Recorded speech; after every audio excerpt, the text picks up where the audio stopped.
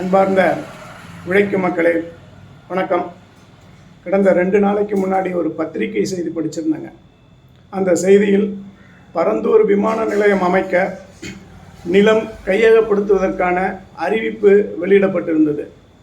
குறிப்பாக காஞ்சிபுரம் மாவட்டம் ஸ்ரீபெரும்புதூர் வட்டத்தில் உள்ள எடையார் கிராமத்தில் 39 ஹெக்டேர் நிலம் கையகப்படுத்துவதற்கான அறிவிப்பு. அதில் நில உரிமையாளர்கள் ஆட்சேபனை ஏதாவது இருந்தால் 30 நாட்களில் தெரிவிக்கலாமா. இது எப்படி இருக்குன்னா, கேட்குறவன் கேனப்பயலாக இருந்தால் கேப்பையில் நெய் வடியுதுன்னு கிராமத்து பழமொழி ஒன்று உண்டு. அதுபோல் இருக்குது இந்த அறிவிப்பு. ஏற்கனவே ஏகனாபுரம் உள்ளிட்ட 13 கிராம மக்கள் பரந்தூர் விமான நிலையம் அமைக்க எங்களுடைய நிலங்களை பறிக்காதே, எங்கள் வாழ்வாதாரத்தை பறிக்காதேன்னு சொல்லி கடந்த 650 நாட்களை கடந்து போராடிக்கிட்டு இருக்காங்க. சமீபத்தில் நடந்த மக்களவை தேர்தலை புறக்கணித்து போராடிட்டு இருக்காங்க.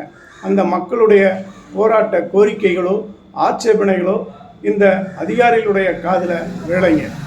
அது மட்டும் இல்லைங்க, பரந்தூர் விமான நிலையத்துக்கு நிலம் எடுக்கக்கூடிய கிராமங்கள் இன்றைக்கு அண்டை நாட்டு எல்லைகளைப் போல போலீஸால் சுற்றி வளைக்கப்பட்டு உளவு பிரிவால் கண்காணிக்கப்பட்டுக்கிட்டு வருது.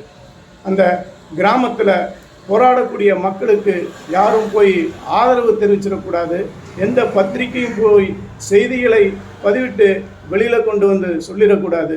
இப்படி ஒரு அடக்குமுறையை ஏவி விட்டுக்கிட்டு இருக்கு தமிழக அரசு. இதை நாங்கள் வன்மையாக கண்டிக்கிறோம்.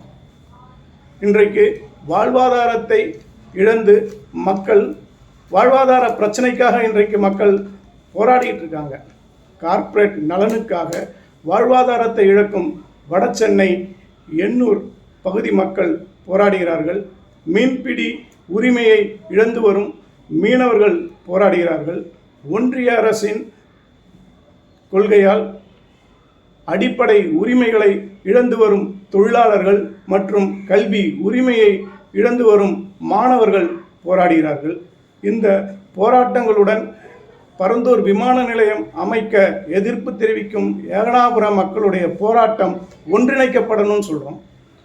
அதற்கு ஏகனாபுரம் மக்கள் சென்னையில் வந்து அவருடைய போராட்டத்தை விரிவாக்கணும்னு சொல்லி அறைகூவி அழைக்கிறோம். நன்றி.